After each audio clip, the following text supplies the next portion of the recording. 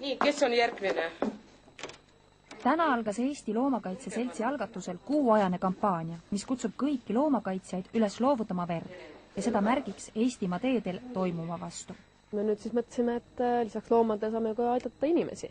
Et levitame seda loomasõbralikkust selle vere andmise kaudu, et ehk see aitab siis inimeste natuke loomasõbralikumaks muutuda. Idee algataja Heiki Valner on ise käinud verd andmas ennegi ning peab seda ülimalt loomulikuks tegevuseks. Seda enam, et selle tegevuse kaudu saab näidata suhtumist ümbritsevasse maailma. Kui liikluses toimub tegelikult nagu kodusõda, kus enesetapputerroristid iga nädal paar tükki sõdavad vigaseks või ära tapavad, et siis võiks nagu ikka oma konti liigutada ja kohale tulla see veri ära anda.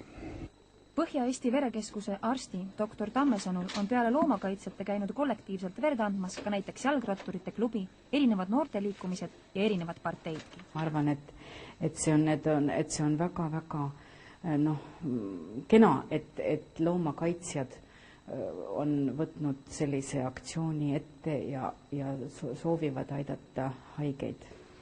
Kuidas aga tunneb end pärast vere andmist loomakaitsja Karina, kes ka ise medõeks õpib? Kui ma isegi minestan, ma suudan ennast ikkagi elustada kuidagi. Ise. Kas loomade aitamisest on väheks jäänud, et peaks inimesi ka hakkama aitama? No loomulikult. Ma õpin Tallinna Tervishoiukõrgkoolis ka, nii et ma õpin medõeks.